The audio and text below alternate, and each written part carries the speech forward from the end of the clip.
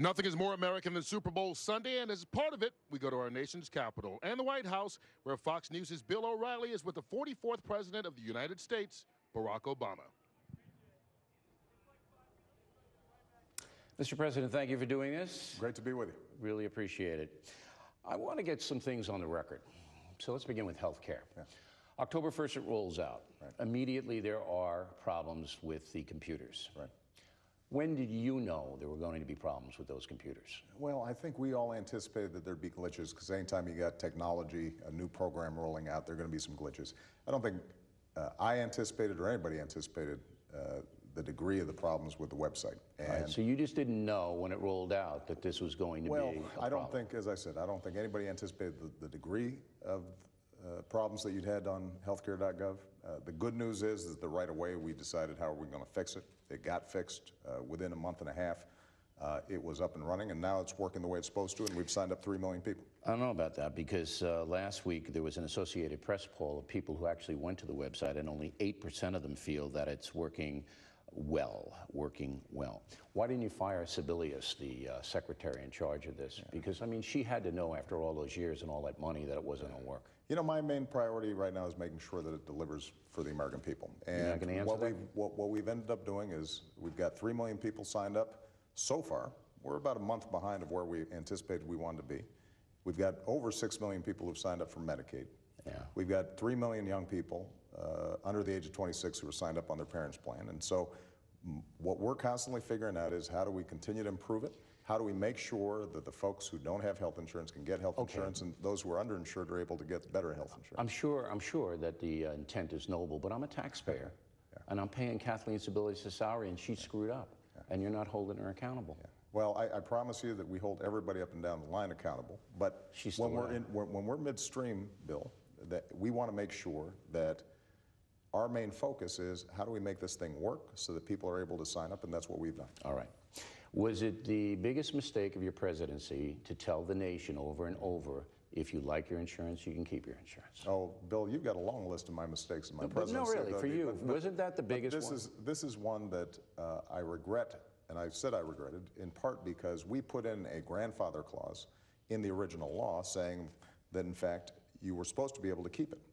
It obviously didn't cover everybody that we needed to, and that's why we changed it so that we further grandfathered in folks, and many people who thought originally when they got that cancellation notice they couldn't keep it are now It's in the past, but isn't that the biggest mistake? Well, you know, Bill, as I said, you gave your enemies a lot of fodder for it. You were very generous in saying I look pretty good, considering I've been in the presidency for 5 years, and I think part of the reason is I try to focus not on the fumbles, but on the next play. All right. Libya, a House Armed Services testimony. General Carter Ham, you know the general, yes, security in Africa. Yeah. He testified that on the day that the ambassador was murdered and the 3 other Americans, all right, he told Secretary Panetta it was a terrorist attack. Mm-hmm. Shortly after General Ham said that, Secretary Panetta came in to you. Yeah. Did he tell you, Secretary Panetta, it was a terrorist attack? You know, what he told me was that there was an attack on our compound. He didn't use the word terror? You know, in the heat of the moment, Bill, what folks are focused on is what's happening on the ground. Do we have eyes on it? How can we make sure our folks are secure? But I just want to get this on the record. Did he tell you it was a terror attack? Bill, and what I'm answering your question. What he said to me was, we've got an attack on our compound. We don't know yet who's doing it. Understand, by definition, Bill, when somebody is attacking our compound, that's an act of terror, which is how I characterized it the day after it happened. So the question ends up being, who in fact was attacking us? But it's more than that, though, because of Susan Rice. No. It's more than that, because Susan Rice goes out and tells the world that it was a spontaneous demonstration off a videotape, but your commanders and the Secretary of Defense know it's a terror attack. No, Bill, as an American, I'm just confused. And I'm trying to explain it to you if you want to listen. The fact of the matter is that people understood at the time something very dangerous was happening, that we were focused on making sure that we did everything we could to protect them. In the aftermath, what became clear was that the security was lax, that not all the precautions that needed to be taken were taken, and both myself and Secretary Clinton and others indicated as much. But at the moment, when these things happen, Bill, on the other side of the world, it's the fog of war. People don't know at the very moment exactly why something like this happens. And when you look at the videotape of this whole thing unfolding, this is not some systematic, well-organized process. You see... It was heavy weapons used, and that's the thing. Heavy weapons coming in. Bill, listen, I've gone through this, and we have had multiple hearings on it. What happens is you have an attack like this taking place, and you have a mix of folks who are just troublemakers. You have folks who have an ideological agenda. You have some who are affiliated with terrorist organizations. You have some that are not. But the main thing that all of us have to take away from this is our diplomats are serving in some very dangerous places.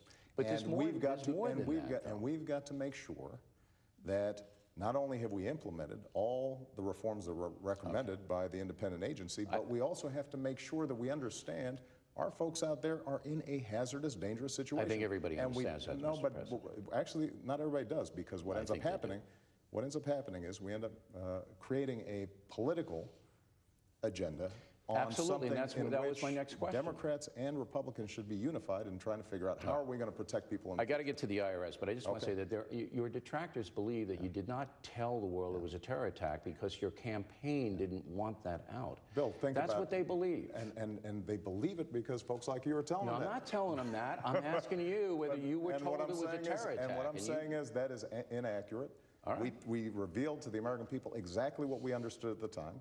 The notion that we would hide the ball for political purposes when a week later we all said, in fact, there was a terrorist attack taking place the day after I said it was an act of terror, that wouldn't be a very good cover-up if that's what we were I got to get to the IRS because I don't know what happened there, and I'm hoping maybe you can tell us. Douglas Shulman, former IRS chief, he was cleared into the White House 157 times, more than any of your cabinet members, more than any other IRS guy in the history by far. Okay, why was Douglas Shulman here 157 times? Why?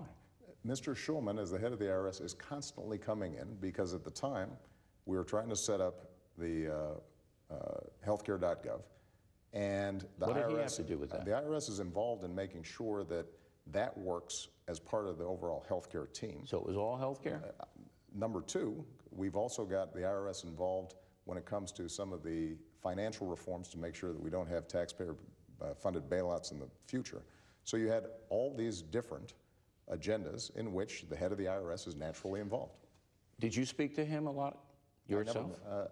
I do not recall meeting with him in any of these meetings that are pretty routine meetings. Okay, so you don't recall seeing Shulman, because what some people are saying is that the IRS was used at a local level in Cincinnati, maybe other places, to go after. Absolutely wrong.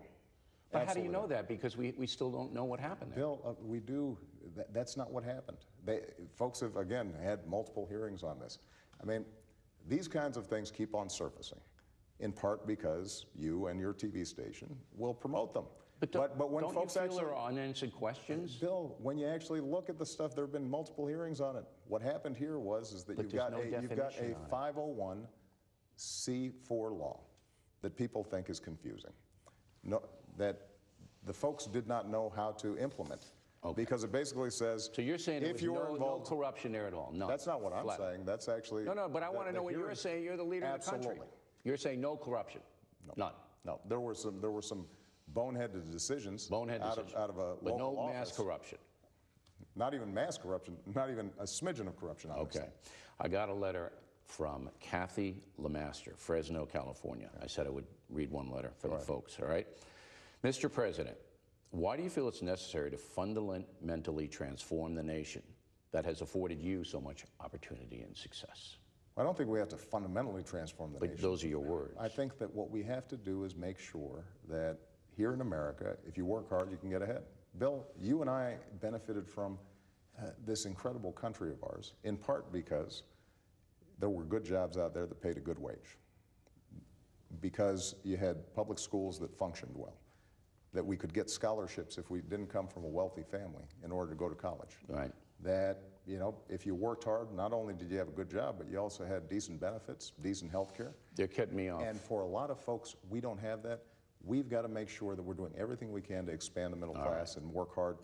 And people who are working hard can get into the middle class. I know you think maybe we haven't been fair, but I think your heart is in the right place. Prediction for the game: who's going to win the Super Bowl? I can't make a prediction. I don't know. These guys are too evenly matched. I think it is going to be 24-21, but I don't know who's going to be 24, and I don't know who's going to be 21. Mr. President, thanks very much. I enjoyed it. Thank you. Kurt, back to you. All right, thank you to Bill O'Reilly and President Obama for joining us. When we continue here at MetLife Stadium, we'll get back to football as we get you all set for Super Bowl 48. Marshawn Lynch